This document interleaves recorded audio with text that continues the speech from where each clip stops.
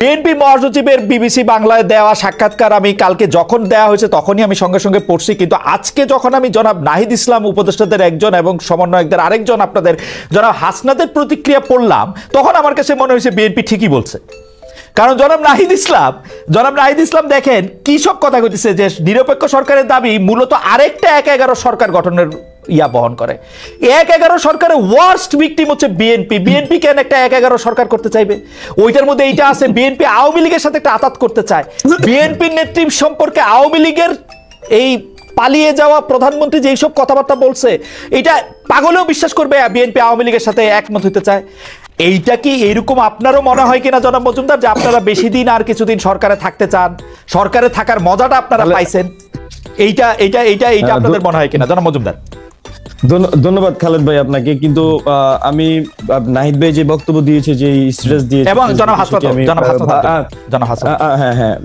আমি সেটি ভালোভাবে পড়েছি।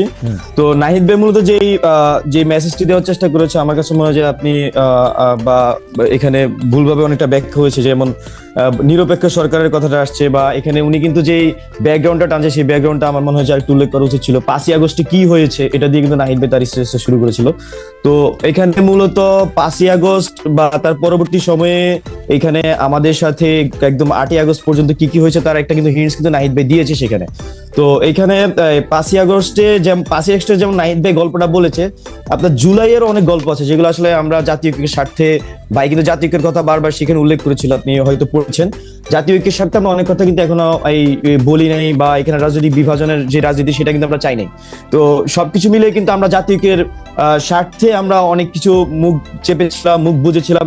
কিন্তু যখন আসলে এরকম মন্তব্য করেন বিএনপির একজন মুখপাত্র হিসেবে মির্জা ফখরুল ইসলাম আলমগীর, তখন আসলে এটা আমাদের জন্য আসলে এভাবে মুখ চেপে থাকা একটু কষ্টসাধ্য। গতকাল বিএনপির দিক থেকে একটা নতুন দিক আমরা দেখলাম, সেটা হলো অন্তর্বর্তী সরকার নিরপেক্ষ কিনা এই নিয়ে সংশয় শঙ্কার কথা বিএনপি মহাসচিব বলেছেন। তিনি আরো বলেছেন যে বিবিসি বাংলারে দেয়া সেই সাক্ষাৎকারে তিনি আরো বলেছেন সরকার নিরপেক্ষ থাকতে না পারলে নিরপেক্ষ সরকারের প্রয়োজন হবে। তিনি আসলে কি বোঝাতে চাইছেন, কি বার্তা দিলেন তিনি অন্তর্বর্তীকালীন সরকারের কাছে? আমার একটা টেক অবশ্য আছে, সেটা আপনার টেকটা শুনে আমি হয়তো এটার মধ্যে এটা একটু বলতে চেষ্টা করব। কারণ আপনি আমাদের যদি একটু আলোকিত করেন যে আসলে মির্জা ফখরুল ইসলাম আলমগীর কি বার্তা দিতে চাইলেন।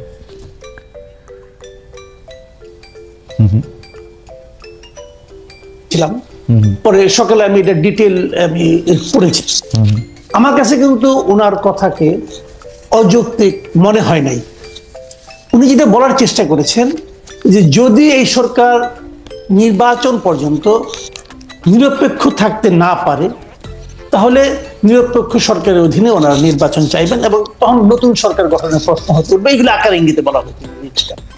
আরেকটা জিনিস উনি বলেছেন এখানে, যে কেন নিরপেক্ষ থাকতে পারবে না বলে মনে করেন, সেই কথাটা আমি ওনার অন্য একটা কথা আমি পেয়েছি। সেটা কিন্তু বলেছেন যে এই সরকারের মধ্যে যারা আছেন, সরকারের যারা পার্টনার হিসেবে আছেন, তাদের কেউ কেউ তো রাজনৈতিক দল করার চেষ্টা করছেন এবং তারা রাজনীতি করবেন এবং নির্বাচনেও অংশ নেবেন বলে নানা ধরনের কথাবার্তা ওনারা শুনেছেন অথবা দেখেছেন। দেখাও যাচ্ছে, অনেকেই দেখা যাচ্ছে তারা রাজনীতি করবেন, নির্বাচন করবেন, সে ধরনের প্রস্তুতি এলাকাতেও দেখা যাচ্ছে। মানে ওনারা যে এলাকার বাসিন্দা সেই এলাকার মানুষ বলা বলি করছে এবং সেখানে এই ধরনের একটা মানে আপনার বাস্তবতা বিরাজ করছে। তো যদি এই সরকার এরা যদি সেখানে নির্বাচন করে, তাহলে তো সেই সরকারটাকে আমি নিরপেক্ষ বলতে পারি না। সরকারের ডেফিনেশনটা কি? ক্যাবিনেটে যারা আছে সবাই মিলেই তো সরকার। এখন এই ক্যাবিনেটের কেউ কেউ যদি নির্বাচনে অংশ নেন আগামীতে, তাহলে এই সরকারটাকে আপনি নিরপেক্ষ বলবেন কিভাবে? আমি তো বলতে পারবো না। তো সেক্ষেত্রে উনি বলছেন যে তারা এদের নিরপেক্ষতা হারাবেন উনি, আর যদি এই সরকার নিরপেক্ষতা হারায় তাহলে তো এই সরকারের অধীনে নির্বাচন হতে পারে না। একদম পারফেক্ট কথা উনি বলেছেন। কিন্তু না কাওয়ালে এই পর্যায়ে আমি একটু জানতে চাইতে পারি যে আমরা কি ডক্টর ইউনূসের সরকারকে সব রাজনৈতিক সরকারের মতোই বিবেচনা করতেছি? আমরা কি এইটা ভাইবা নিতেছি যে ডক্টর ইউনূস সরকারের প্রধান আছেন বলে এই মুহূর্তে তার ক্যাবিনেটে যে 2-3 তারা যদি নির্বাচন করেন তাহলে পুরো সরকার মিলে তাদেরকে সাহায্য সহযোগিতা করবে ওই রাজনৈতিক দলকে? আমরা কি ভারতে উদাহরণ এতদিন পর্যন্ত দেই নাই? আমরা কি একটু আস্থা ডক্টর ইউনূসের উপরে রাখতে পারবো না যে উনি সরকারে থাকলেও সরকারের মধ্যে থেকে ক্যাবিনেটের 2-3 জন গিয়া ইলেকশন করলে উনি পুরো ইলেকশন প্রভাবিত হইতে দিবে, বা এই নির্বাচন কমিশন এই আস্থা আমাদের ডক্টর ইউনূসের উপর? মির্জা ফখরুল ইসলাম আলমগীর এই আস্থা রাখলেন মির্জা ফখরুল ইসলাম আলমগীর। জি। মির্জা ফখরুল ইসলাম আলমগীর কথা বাদ দেন, আমি ওনার কথা বাদ দেন, আমি আমার কথা বলি। জি। শুনেন, ডক্টর ইউনূসকে আপনি কিভাবে বিচার করেন? ডক্টর ইউনূসকে এই দেশের মানুষ 8 তারিখের আগে পর্যন্ত যেভাবে দেখেছেন আর আজকে যেভাবে দেখছেন, আপনি দুটার মধ্যে মিল পেতে পারেন, আমি পাই না। 8 তারিখের আগে ডক্টর ইউনূস ছিল সারা দেশের মানুষের কাছে একটা আস্থার প্রতীক, উনি আমাদের অনেক কিছু করে দিবেন। আজকে কি তাই মনে করেন আপনি? নো, বাংলাদেশের বাস্তবতা সেটা বলে না। কামাল ভাই, আমি আপনার কাছে একটু জানতে চাই, আপনি যে বললেন ডক্টর ইউনূসকে সারা দেশের আস্থার প্রতীক মনে করেছেন, বাংলাদেশের মানুষ কোনোদিন কাউরে আস্থার প্রতীক মনে করে? যখনই তাকে যেই কাজটা দিতে চায় তখনই তো আমরা তার সমালোচনা করতে থাকি। যেই মুহূর্তে আমরা যে জীবনে গাড়ি চালায় নাই সে ড্রাইভারে কইতে থাকে এমনি চালান অমনে চালান। আমি বলতে দেন আপনাকে। জি বলেন। বাংলাদেশের মানুষ সবচেয়ে দ্রুত মানুষকে আস্থার প্রতীক মনে করে, সবচেয়ে দ্রুত। আর বাংলাদেশের মানুষ সবচেয়ে দ্রুত মানুষকে ওই জায়গা থেকে সরাই আনে। আমি এক্সাম্পল দিয়ে বলি আপনাকে, তাহলে বুঝবেন। একটা প্রবাদ আছে গ্রামে, বুঝছেন? সেই প্রবাদটা হলো, সেই মানুষটা তত বেশি ভালো যেই মানুষ সম্পর্কে আপনি যত কম জানেন। ট্রু। 8 তারিখের আগ পর্যন্ত রাষ্ট্রনায়ক হিসেবে, সরকার প্রধান হিসেবে ডক্টর ইউনূস কতটা ভালো কেউ জানতো না। এই জন্য উনি ছিলেন আস্থার প্রতীক।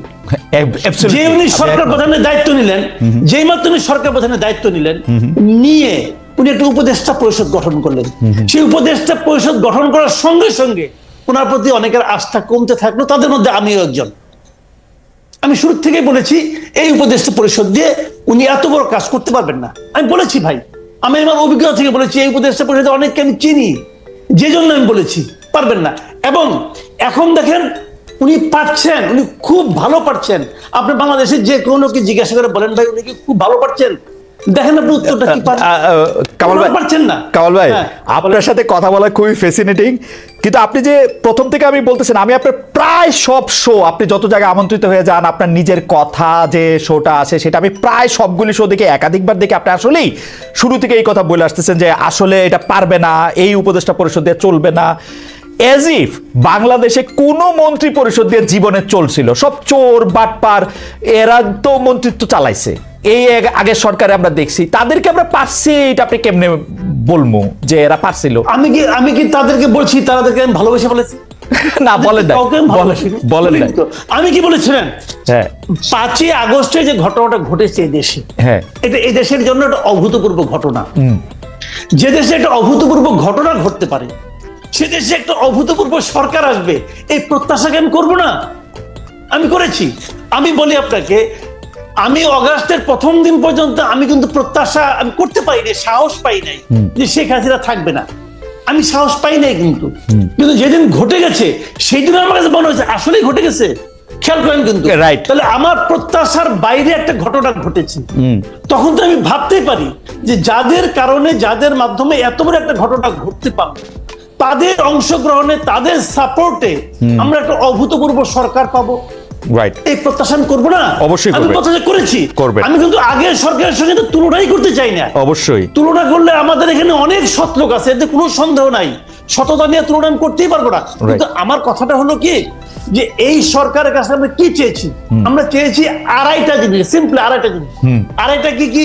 1 নম্বর চেয়েছি তারা একটা অসাধারণ নির্বাচন দেবে, যে নির্বাচনে প্রত্যেকটা মানুষের ভোটাধিকার গণনা করা হবে। 2 নম্বর চেয়েছি এই নির্বাচনের আগে ওনারা কিছু সংস্কার কর্ম করবে, যে সংস্কার কাজগুলো আরেকজন ফ্যাসিবাদ তৈরি হওয়ার থেকে আমাদেরকে রক্ষা করবে।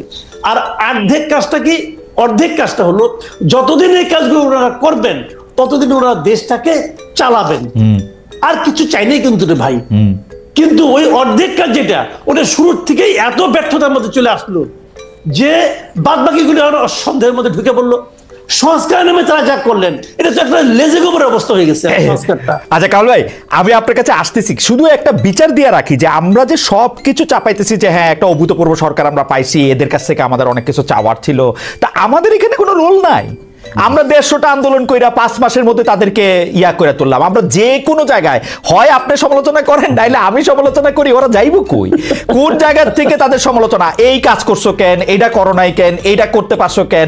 বিএনপি এতদিন পর্যন্ত কই আসছে, একটা মির্জা ফখরুল ইসলাম কিন্তু আমারও 1.5 মাস আগে ইন্টারভিউ দিছে, একটা মুখ দিয়ে তো বাইর করতে পারলাম না যে কবে ইলেকশন চান। হঠাৎ করে এখন কি হইলো, জুলাইতে চায় না অগাস্টে চায়, ঠান্ডা নাই বর্ষা নাই, আর হইলো কি এই সরকারই চায় না ইলেকশন করতে, এগুলি কি কথা? আমি বলবো নাকি আপনি 2 মিনিট একটু বইলা নেন, আপনার একটু শোনা দরকার আছে। আমি যাইতেছি, বাকের আসতেছি আপনার কাছে জনাব মজুমদার, আমি আসবো একটু, জাস্ট একটু কামাল ভাইকে শুনে আসি। জি দেখেন, মির্জা ফখরুল আগে কি বলছেন এখন কি বলছেন এটাকে আমি ডিফেন্ড করবো না, এটা ওনার পলিটিক্স। দেখেন বিএনপি কিন্তু উনি কিন্তু বিএনপির মুখপাত্র এই দেশে, তাই না? মুখপাত্র, কাজে উনি কিন্তু বিএনপির পলিটিক্যাল কথাটাই বলবেন। বিএনপি আসলে কি চায়? তারা ক্ষমতায় যেতে চায়, simple, clear and simple. BNP ক্ষমতায় যেতে চায় এবং তারা অনেকদিন ধরে ক্ষমতার বাইরে আছে। তারা মুখে বলে যে আমরা ক্ষমতার মাধ্যমে দেশকে একটা অসাধারণ দেশ দিব, কি দিবে আল্লাহ মালুম আর ওনারা মালুম, আমি বলতে পারবো না, সেটা এক জিনিস। কিন্তু ওনাদের যেটা পলিটিক্স, উনি তো ওই কথাটাই বলবেন। ওনার কথা একটা, সমালোচনা যেটা আমরা করি, সমালোচনাটা আমরা কেন করি বলেন তো?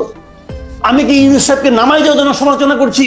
নো, আমি চাচ্ছি যে ইউনূস সাহেব যেন ঠিক কাজটা করেন। ওকে, এবং এটা করার জন্য বারবার ওনাকে হ্যামারিং করতেছি, ভাই আপনি ঠিক কাজটা করেন, ঠিক কাজটা করেন। উনি কি ঠিক কাজটা করতে পাচ্ছেন না? উনি কি এই আমি এটাকে বিপ্লব বলেন না গণ অভ্যুত্থান বলেন, জুলাই বিপ্লব বলি, জুলাই গণ অভ্যুত্থান, কিন্তু বাকি এখানে আছে, ওকেও আমি আপিল করতেছি, উনিও বলুন যে এই যে ওনার যে উপদেষ্টা পরিষদ উনি গঠন করেছেন, উনি তো জুলাই বিপ্লবের ফসল। উনার এই উপদেষ্টা পরিষদ তারা কেউ কি এই জুলাই বিপ্লবের চেতনাকে ধারণ করে? কামাল ভাই আমি আপনার কাছে আসি, শুধু এইটা বলে রাখি, জুলাই বিপ্লবের চেতনা ধারণ করতে এই উপদেষ্টাদের ডিফেন্ড করার জন্য আমি বলি যে তারা যে শেখ হাসিনার লগে গিয়ে যোগ দেয় নাই, ছবি তোলে নাই, তাদের মাখনটা খায় নাই, সেইটাই হলো জুলাই আগস্টের চেতনা। এর চেয়ে বেশি চেতনা তো দরকার ছিল না। আপনি আমার এই 4টা আরো অর্থনীতিবিদ দেখান যারা শেখ হাসিনার মাখন কি খায় নাই।